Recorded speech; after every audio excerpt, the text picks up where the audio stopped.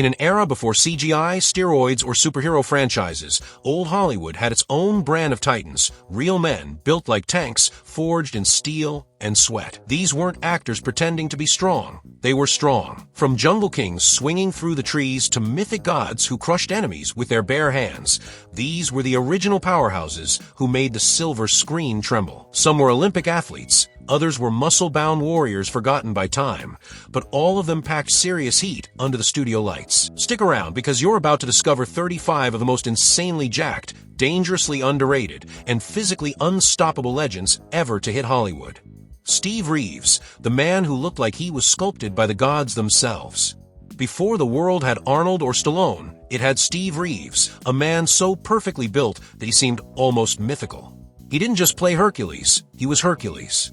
Every frame he appeared in looked like a painting from a lost era, brought to life with bronze skin, perfect symmetry, and eyes that could both charm and command. Reeves didn't owe his physique to Hollywood trainers or secret routines. He was a world-class bodybuilder first, crowned Mr. Universe in 1950, and he brought that discipline, precision, and intensity to every performance he gave. What made Reeves legendary wasn't just size, it was balance.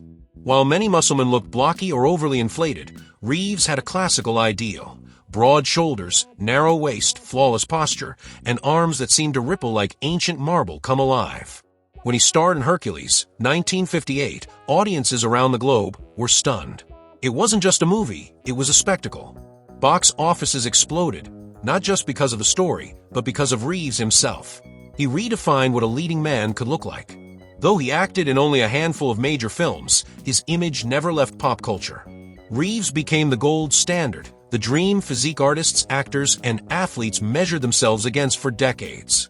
Behind the calm voice and perfect form was a man of relentless discipline, quiet power, and timeless presence. In the pantheon of old Hollywood's strongest, Steve Reeves doesn't just lead, he reigns. Reg Park, the titan who trained a legend. Before the term mass monster ever entered the gym, Reg Park was already redefining what the human body could look like, and doing it with quiet intensity. Towering, broad, and commanding, Park wasn't just built like a tank, he moved like one. Every step, every pose, every glare from beneath those heavy brows carried the weight of someone who knew they were unstoppable. And perhaps the most astonishing part? He was the man who lit the fire in a young Austrian lifter named Arnold Schwarzenegger. Park's legacy didn't start in Hollywood, it started in iron. A three-time Mr. Universe, he brought sheer mass to bodybuilding long before it was mainstream. Where Steve Reeves was statuesque and symmetrical, Park was pure raw power, wide as a doorway, thick as stone, and entirely unconcerned with the spotlight. But when the Italian sword-and-sandal craze erupted, Hollywood came calling, and Park stepped into the sandals of Hercules like he was born for the role. In Hercules in the Haunted World, 1961, Park wasn't just playing strong, he was lifting real weights on set, performing feats that blurred the line between acting and reality. There was no need for camera tricks. Park's strength was unfiltered and undeniable. His arms looked like they'd been hewn from granite, and when he stared down an enemy on screen, you believed the fear. He never chased the glitz. He didn't need to. Reg Park's presence was elemental, like a storm rolling in. Unstoppable, unapologetic, and unforgettable. He wasn't just strong for the screen, he was strong enough to shape the future of strength itself. Clint Walker, the gentle giant with the body of a fortress. Clint Walker didn't need to roar, flex, or throw punches to command attention. He just had to stand there. At 6 feet 6 inches and nearly 250 pounds, with shoulders like a cathedral doorway and a voice as deep as a canyon, Walker looked less like a man and more like something out of frontier legend. Towering over his co-stars in every scene, he was the kind of physical presence that made stuntmen rethink their contracts. Born in the hard soil of the American Midwest, Walker brought a natural strength to Hollywood that didn't feel polished or rehearsed, it felt lived in. Before the fame, he worked in shipyards, oil fields, and even as a security guard in Las Vegas. You can see that history carved into every frame of his breakthrough role as Cheyenne Bodie on the long-running Western series Cheyenne, 1955 to 1963. He wasn't just acting tough, he was tough. What set Clint apart wasn't just his size, but how he carried it, with surprising grace, humility, and warmth. Despite his colossal build, there was a gentleness behind the steel. He wasn't the loudest man in the room, but he was always the one people turned toward. When he did take action, it was sudden, clean, and devastating. Like a bear that chooses not to growl, because it doesn't need to. Clint Walker wasn't sculpted in a gym or shaped for fantasy. He was the real article, a mountain of a man who made the Wild West feel like it had a heartbeat. In a town built on illusion, Clint Walker was immovable reality. Gordon Scott, Tarzan with triceps like tree trunks. Gordon Scott didn't just play Tarzan, he looked like Tarzan was modeled after him. With a chest like a shield and arms that seemed coiled with jungle-born power, Scott was the first actor to make the ape-man feel like a legitimate physical threat. Gone were the days of leaner, vine-swinging charm. When Scott hit the screen in the 1950s, Tarzan suddenly looked like he could rip a tree out of the ground and use it as a baseball bat. Before Hollywood, Scott was a U.S. Army drill sergeant and later a lifeguard, where his striking physique caught the eye of a talent agent. It wasn't just the size, though he had plenty of that. It was the proportions, the control, the quiet presence. Every muscle on his body looked battle-tested, like it had been earned rather than crafted. When he moved through the jungle in Tarzan's Greatest Adventure, 1959, it felt like watching a predator in its natural habitat. But Scott didn't stop at Tarzan. He evolved into a staple of Italian sword-and-sandal epics, starring as Hercules, Samson, and gladiators with names too ancient to remember, but impossible to forget. Unlike some actors in the genre, Scott looked like he could lift a chariot and throw it, because he probably could. Off-screen, he was known to be soft-spoken, intelligent, even bookish, a contrast that only made his on-screen dominance more fascinating. Gordon Scott was the muscle of a warrior wrapped around the soul of a thinker, the kind of strength that didn't need to shout to be feared. Mark Forrest, the forgotten demigod who looked too big to be real. There are strong men, and then there are those who look like they were chiseled from myth. Mark Forrest belonged to the latter. With deltoids like boulders and a torso so wide it looked impossible to fit in the frame, Forrest wasn't just big, he was unbelievable.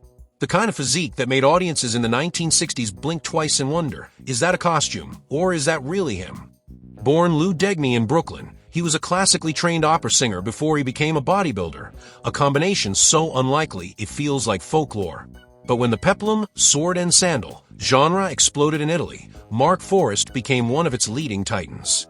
In films like Goliath and the Dragon, 1960, and Maciste, the strongest man in the world, he brought more than just muscles, he brought mass.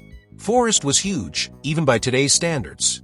Thick arms, a mountainous chest, and a waistline that somehow stayed tight despite the size. He looked engineered for chaos. Unlike Steve Reeves, who radiated classical perfection, or Gordon Scott, who felt like jungle muscle personified, Forrest was almost too large, like a walking statue of power carved for intimidation, not balance. His acting was solid, but let's be honest, people came to see what strength looked like when it stopped being theoretical.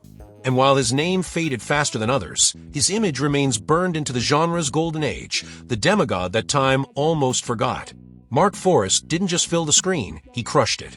Mickey Hargitay, the showman strongman who turned muscle into stardom. If old-school strength had a Vegas act, Mickey Hargitay would be the headliner. With a jawline sharp enough to cut glass and a body that looked like it belonged on a marble plinth in the Parthenon, Hargitay was more than muscle. He was charisma in overdrive. Born in Hungary and raised on grit, he carved his way into history by winning Mr. Universe in 1955, catching the world's attention and Hollywood's in a flash of flex biceps and confident smirks. But this wasn't just a guy who lifted heavy. Hargitay knew how to perform. He danced in nightclubs, posed with artistry, and carried himself with a kind of effortless charm that made directors and photographers line up. It wasn't long before the film roles started rolling in, and so did the tabloid headlines, especially after he married screen siren Jane Mansfield. Together, they were one of the most talked-about power couples of the 1950s and 60s, pure cinematic spectacle. In films like The Loves of Hercules, 1960, Hargitay didn't just swing swords or battle beasts. He owned the screen, blending strength with theatrical flair. Unlike some of his contemporaries who brooded their way through scripts, Mickey leaned into the spotlight. Muscles were just part of his toolkit. Attitude did the rest. He was the rare kind of strongman who didn't just look powerful, he made being powerful look fun. Dan Vadas, the wild muscle that couldn't be contained. Dan Vadas didn't come to Hollywood to pose, he came to dominate. Tall, wide, and built like a battering ram, Vadas had the kind of unrefined, dangerous energy that made other strongmen look like statues in comparison. His muscles didn't just ripple, they threatened. He wasn't a prince or a golden boy or a polished Hercules. He was the brawler of the bunch, the guy who looked like he just stepped out of a war camp, not a gym. Part of the infamous Mae West Muscleman review, Vadas turned heads before he ever set foot on a film set. But it was in Italy where he found his cinematic battleground, crashing onto the screen in a wave of sword-and-sandal mayhem. In films like The Triumph of Hercules and The 10 Gladiators, he played warriors who didn't talk much, they just crushed whatever stood in their way. His fight scenes weren't balletic, they were brutal. There was a rawness to him that felt real, like he could lose control at any moment and take the whole set with him. He didn't chase the spotlight, and the spotlight wasn't sure what to do with him. He wasn't classically handsome or clean-cut, but when Vadas appeared on screen, everything else faded. His frame, his intensity, and his sheer presence hit harder than most scripts ever could. Dan Vadas wasn't crafted for stardom, he was forged for battle. And you knew it the second he walked into frame. Alan Steele, Sergio Ciani, the Colosseum King who looked built for Olympus. In the age of cinematic gods, Alan Steele, born Sergio Ciani, looked like the man they'd all follow into battle. His chest was a wall, his arms twin hammers of war. And when he stepped onto the screen, the atmosphere shifted, like someone had just summoned thunder. Steele wasn't just a strongman. He was a monument to strength, walking, breathing, and swinging broadswords through entire armies of forgettable villains. A native of Italy and a former competitive bodybuilder, Steele came up through the golden era of peplum cinema, the myth-heavy, muscle-driven genre where gladiators clashed, Hercules lifted the impossible, and empires rose and fell in 90 minutes. While names like Steve Reeves may have paved the road, Alan Steele turned it into a coliseum. He played Hercules, Samson, Ursus, Maciste, sometimes all in the same year, each time bringing unique intensity that elevated the genre beyond simple spectacle. His physique was jaw-dropping. Wide, round, and thick with muscle, Steele looked like he could hold up a temple with one hand while battling lions with the other. And yet, there was a kind of clean-cut nobility to him. He was never a brute, always a hero. Even when the scripts were thin, he brought gravity, like his very presence gave the story weight. He may not be a household name today, but in the marble halls of mythic cinema, Alan Steele's shadow still towers over the rest. Peter Lupus, Rock Stevens, the secret agent built like a fortress. At first glance, Peter Lupus looked like the kind of man who should be storming castles, not slipping quietly through spy corridors. Towering at 6 feet 4 inches and carved from stone, he seemed more like a living monument than an actor. But that's exactly what made him unforgettable. He was strength in disguise. You didn't expect a man this massive to also carry himself with quiet precision, perfect timing, and low-key charisma. But Lupus wasn't here to fit into anyone's mold. He was here to shatter it. Before the bright lights of Hollywood, he was a real-life bodybuilder, placing high in Mr. Universe competitions and becoming a national fitness icon. Under the name Rock Stevens, he first stormed into the peplum genre, starring in Italian epics like Hercules and the Tyrants of Babylon, 1964. The sword-and-sandal arena was flooded with musclemen, but few matched Lupus's sheer size or polish. He didn't just look heroic, he looked bulletproof. Then came the twist no one expected: Mission Impossible. Cast as the soft-spoken but unstoppable Willie Armitage, Lupus became a household face in the late 60s, quietly carrying out feats of brute strength behind suits and silence. He wasn't delivering long monologues. He was lifting cars, breaking down doors, and hauling villains around like gym equipment, all while keeping the team safe and the mission on track. Peter Lupus was the muscle Hollywood didn't see coming, not because it wasn't obvious, but because it was disguised beneath discipline, focus, and a cold, steady gaze. Mike Henry, the Tarzan who hit like a linebacker. When Mike Henry swung onto the screen as Tarzan, he didn't look like a man raised by apes. He looked like he fought them off and took over. Standing 6 feet 3 inches and stacked with the kind of physique you'd expect from a professional NFL linebacker, because that's exactly what he was. Henry brought something new to the jungle: raw impact. He didn't glide through the vines. He crashed through them like a freight train in motion.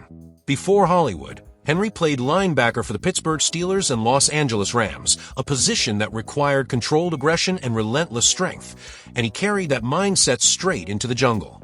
In a sea of Tarzans that leaned lean and agile, Henry was all power and presence. When he stared down danger, you believed it backed away.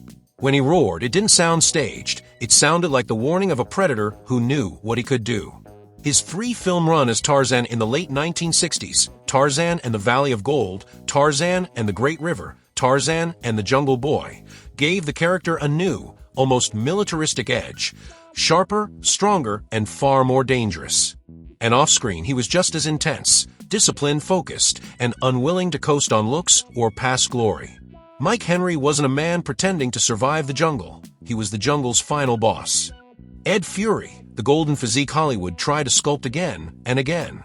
Some men look like they were born under spotlights. Ed Fury looked like he was forged in one.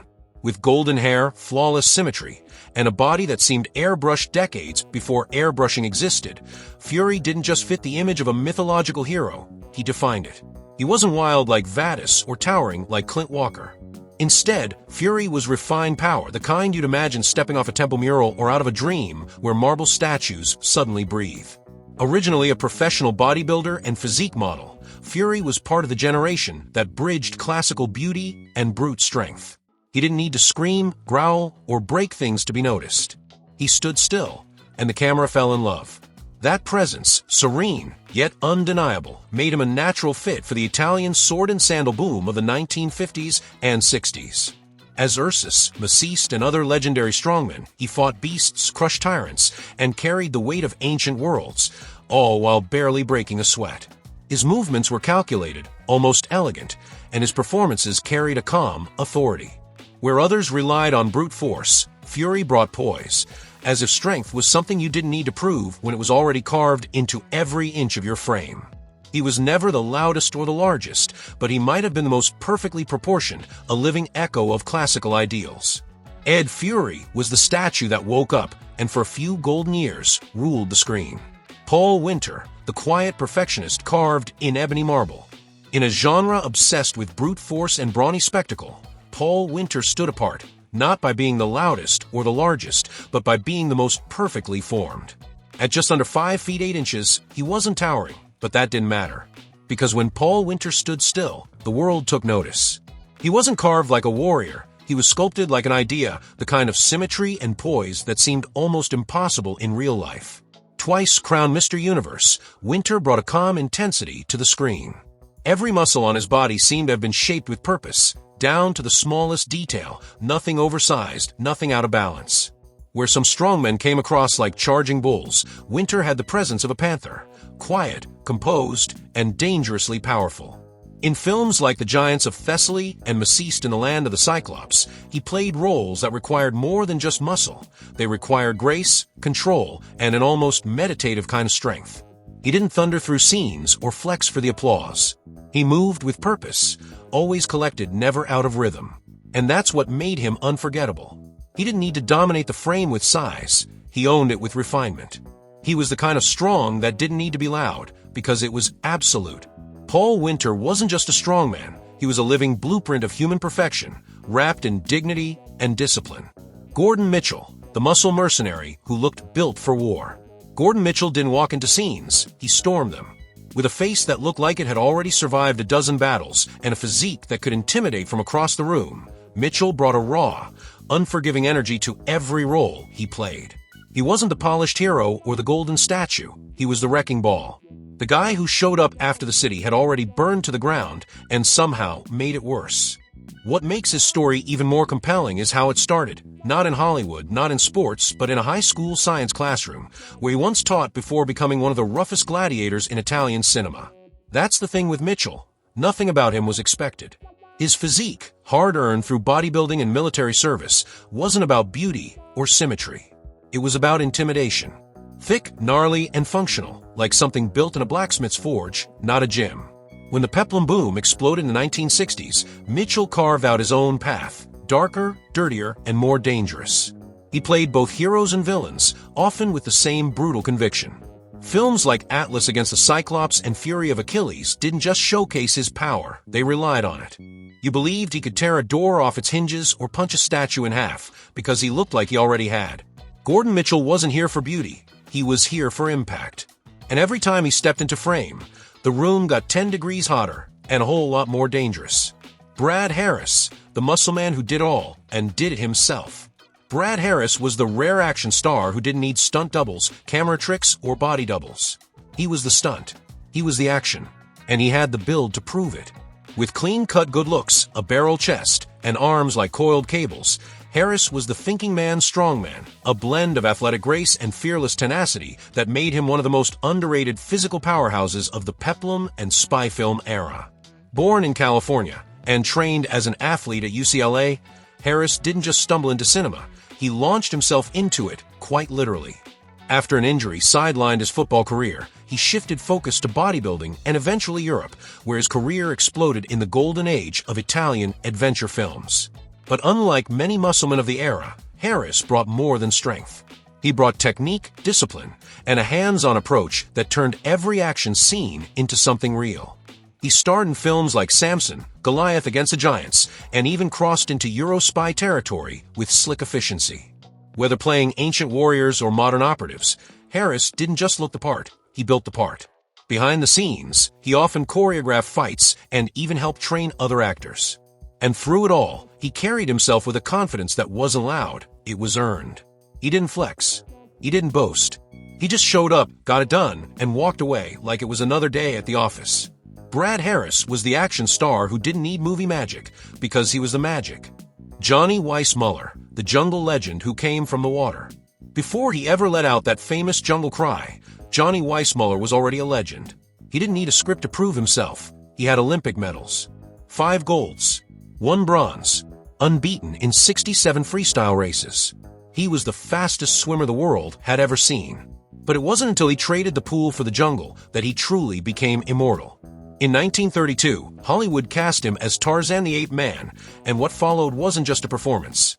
It was a transformation. Weissmuller brought something to the screen that no actor ever had: authentic, physical mastery. His body wasn't gym-built, it was functionally forged through years of athletic excellence. Tall, lean, broad-shouldered, and cut with clean, powerful lines, he didn't look like a man pretending to be strong. He looked like a man who could outswim a crocodile, climb a tree in seconds, and then carry you down with one arm. For 12 films across nearly 2 decades, Weissmuller was Tarzan, primal, noble, wild, and commanding. He didn't rely on heavy dialogue. His movements, his gaze, that iconic yell, they told the story. Audiences around the world believed it, because he did. He never had to act like he belonged in the jungle. He already did. Even decades later, generations still picture Tarzan with his face, his frame, and his voice echoing through the vines. Johnny Weissmuller didn't just play the king of the jungle, he became it. Buster Crabbe, the rocket-fueled hero who could outrun time. Buster Crabbe wasn't just a man of action, he was the action. Before Hollywood turned to capes and CGI, Crabbe was already leaping into danger, diving into shark-infested waters, and piloting rocket ships across the galaxy, all while looking like he'd stepped straight off a comic book cover. An Olympic gold medalist in swimming, 1932, Crabbe was cut from the same cloth as Johnny Weissmuller, both aquatic powerhouses who became silver screen icons. But where Weissmuller ruled the jungle, Crabbe ruled everything else. In the span of a few years, he became the face of Flash Gordon, Buck Rogers, and even Tarzan. That's right, he was the jungle, was outer space, and the future. All at once. His physique was athletic, powerful, and perfectly suited to the serial adventure format, where heroes had to look like they could outrun explosions, swing on vines, and punch their way through steel doors. Crabbe didn't have the sheer bulk of a Hercules, but he had real-world, functional strength, the kind built through years of training and discipline. On screen, he was relentless, fast, and fearless, always on the move, always ready for the next cliffhanger. What made him special wasn't just the body, it was the energy, the pacing, the full-tilt commitment to playing heroes who felt larger than life, but still human enough to root for. Buster Crabbe was the original all-terrain action hero. Jungle, sea, space, it didn't matter. If adventure called, he was already running toward it. Herman Brick's Bruce Bennett, the strongman who chose substance over spotlight. Before Hollywood knew him as Bruce Bennett, the world knew him as Herman Bricks, the man who could throw a 16-pound iron ball farther than almost anyone on Earth. He earned a silver medal in shot put at the 1928 Olympics, his power undeniable, his focus unshakable. But Bricks wasn't interested in being just another muscle man on screen. He had something rarer, restraint. He began in the same mold as many strongmen of the era, broad chest, thick arms, imposing posture, and was quickly cast in heroic roles, including Tarzan in The New Adventures of Tarzan, 1935. Unlike his contemporaries, Brix's version of the Jungle King was articulate, educated, and composed, a far cry from the grunting wildman that audiences were used to. It didn't land with the same commercial success, but it showed something few expected: depth. Refusing to be typecast, Brix reinvented himself as Bruce Bennett, dropped the loincloth, and stepped into suits and scripts with dramatic weight. From the treasure of the Sierra Madre to Mildred Pierce, he proved that beneath those powerful shoulders was a thoughtful, intelligent actor capable of much more than spectacle. Still, that strength, that Olympic-born presence, never left the screen. He didn't need to flex. He didn't need to shout. When Bruce Bennett walked into a room, he brought silent gravity with him. Herman Brix may have started in strength, but Bruce Bennett proved that true power is knowing when not to use it. Rock Hudson, the towering idol with power beneath the Polish. Few names shimmer brighter in the golden age of Hollywood than Rock Hudson, the very blueprint of the matinee idol. Tall, striking, impeccably dressed, and impossibly smooth, he dominated screens with a smile that sold millions of tickets. But behind that tailored suit and movie star grin was something rarely talked about: real, physical power. Hudson wasn't just Hollywood's pretty face, he was built like a fortress wrapped in silk. Standing 6 feet 5 inches with naturally broad shoulders and a heavyweight's frame, Hudson exuded an effortless masculinity that didn't need flexing. He didn't walk, he glided. And whether he was playing a rugged oil man in Giant or a romantic charmer in Pillow Talk, there was always that subtle reminder in his presence: this man could break through a door if he wanted to. Before fame, Hudson worked as a truck driver, served in the Navy, and built his body through hard labor, not designer fitness routines. His physicality was functional, not decorative, a solid, no-nonsense strength that simply lived beneath the surface. He didn't take on roles like Hercules or Tarzan, but in another universe, he could have done it with ease, and looked perfect doing it. What made Rock Hudson so magnetic was that perfect contradiction: soft-spoken, suave, yet undeniably imposing. The kind of man who didn't need to prove his strength. It was in the way he stood, the way he looked, the way no one ever doubted he could handle anything. Rock Hudson wasn't just a screen legend, he was the quiet giant, hiding steel beneath style. Charlton Heston, the man who carried civilizations on his back. There are actors, and then there are monuments. Charlton Heston wasn't just a man, he was a force. When he stepped into a role, it didn't matter whether he was wielding a sword, a chariot, or the stone tablets of Moses, you believed the weight was real. Because with Heston, it always felt like it was. He didn't act like a hero. He was one. His physique wasn't bodybuilder chiseled, it was something more primordial. Broad-chested, rugged, sun-baked from head to toe, Heston looked like a man who had crossed deserts, rode warships, and stared down empires. In Ben-Hur, he didn't just act through the chariot race, he rode it. In the 10 Commandments, he didn't just lift a staff, he lifted the weight of destiny. He brought physicality to every gesture, every word, every look, a presence you could feel even when he stood still. What made him extraordinary wasn't just strength, it was command. He filled the screen. He made even silence feel powerful. And while others played strongmen with their bodies alone, Heston brought voice, soul, and weight, the kind that made his muscles feel like the last layer of armor, not the first. In a time before green screens and digital doubles, Charlton Heston was the epic. Flesh and blood, grit and greatness. The kind of figure who didn't just survive in grand stories, he made them possible. When Heston spoke, the mountains listened. When he moved, history followed. Victor Mature, the sensual strongman who made strength look cinematic. Victor Mature was a rare breed, part powerhouse, part heartthrob, and all screen magnetism. Before superstars were expected to pack on muscle for every role, Mature already had it.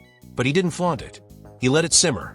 Where other strongmen flexed and roared, Mature smoldered, shoulders broad enough to carry ancient cities, eyes deep enough to sink them. When he played Samson in Cecil B. DeMille's Samson and Delilah, 1949, Mature didn't just pull down the pillars of the temple. He made audiences believe he could long before the scene came. With a chest like armor and arms thick as ropes, he moved with slow, deliberate weight, a man who knew what he could do and didn't need to announce it. He was powerful, yes, but his real weapon was control. What made Victor Mature stand out wasn't just his body, it was his swagger. He could play the tortured lover or the vengeful hero and still bring that same quiet, coiled strength. The kind of man whose silence made people nervous. He didn't scream to show intensity, he let the silence burn. Off-screen, he famously poked fun at himself, calling acting a silly business, but on screen, he was deadly serious. Every role felt physical, grounded, and larger than life, because that's what Mature was. A physical specimen who elevated every costume, every sword, every close-up. Victor Mature made muscle glamorous, strength seductive, and epic cinema feel truly human. Cornel Wilde, the blade that walked like a man. Cornel Wilde didn't dominate with bulk, he conquered with precision. There was a kind of lethal grace to him, like a blade hidden in a velvet sheath. While other strongmen roared and raged, Wilde was quiet, controlled, and always just one step ahead. A man who could leap, strike, and vanish before his enemy hit the ground. His strength wasn't about mass. It was about mastery. Born in Hungary and raised in the U.S., Wilde was an accomplished fencer, even qualifying for the U.S. Olympic fencing team before turning to acting. That background bled into every movement he made on screen. Watch The Naked Prey, or At Sword's Point, and you'll see not just an actor, but a predator in motion, fast, lean, and impossible to catch. He didn't just perform his stunts, he engineered them, choreographing action with the eye of a warrior and the mind of a tactician.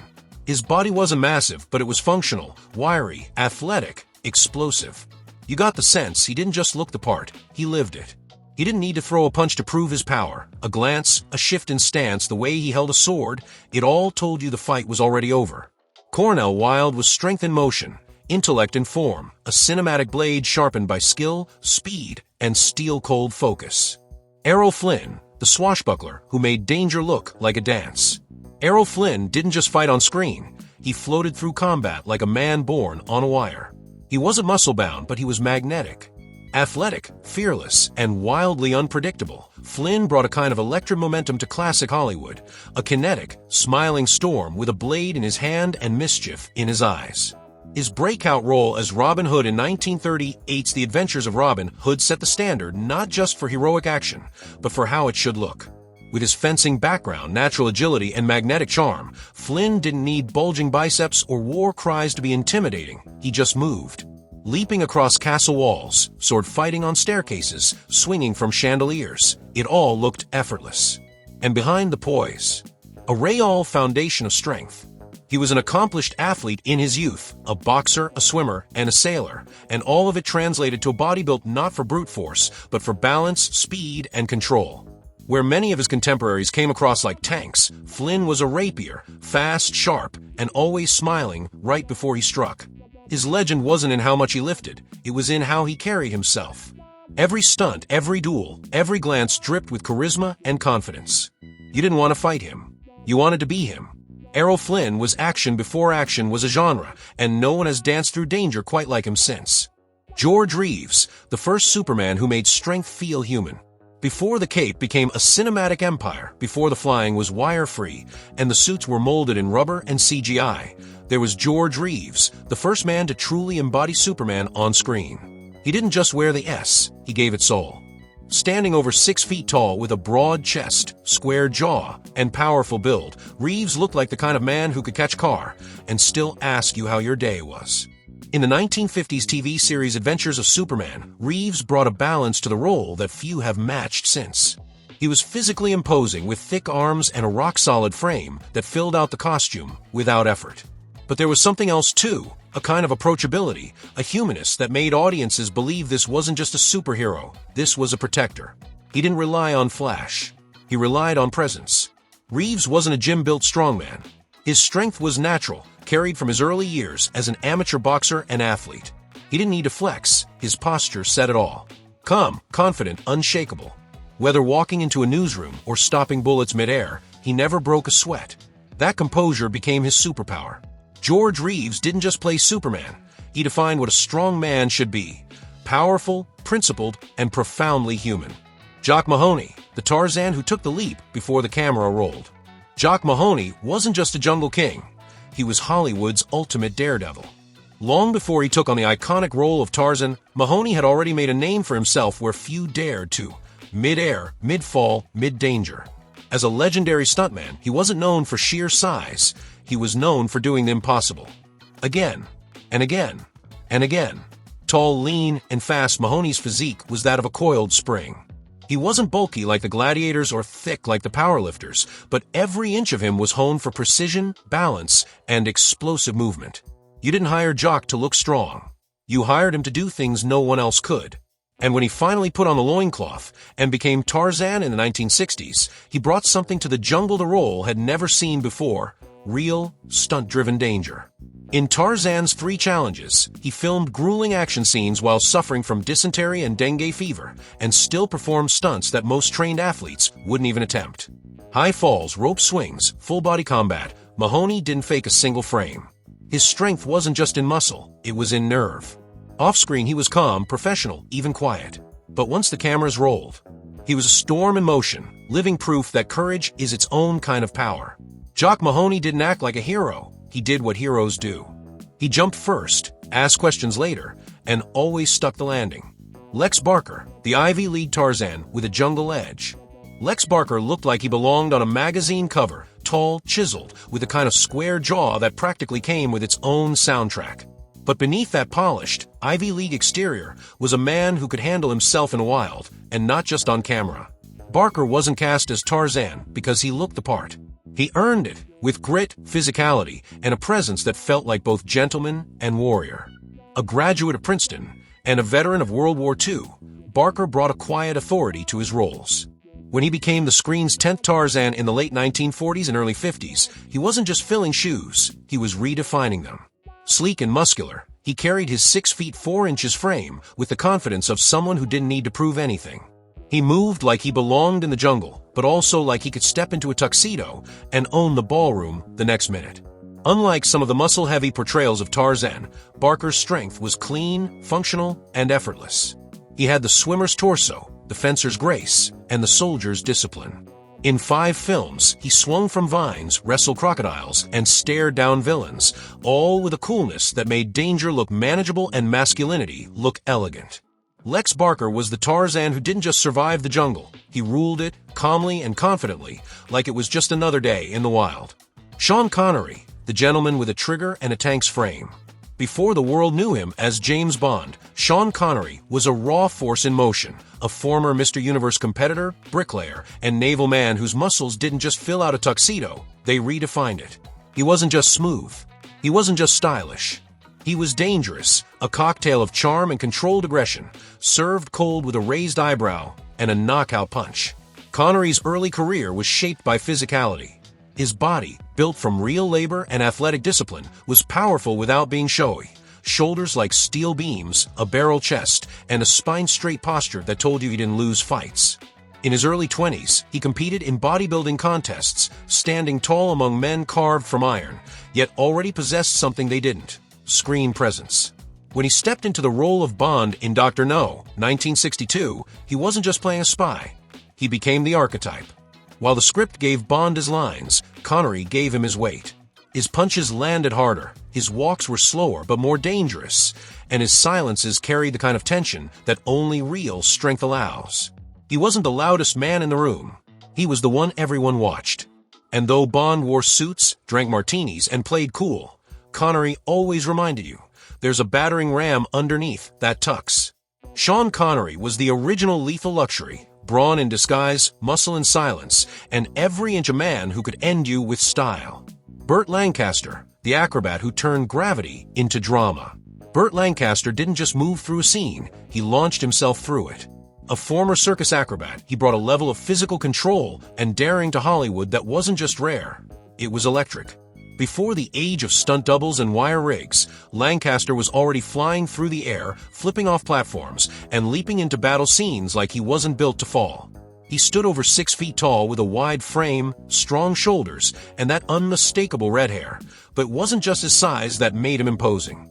It was the way he used his body, every movement intentional, precise, and loaded with power.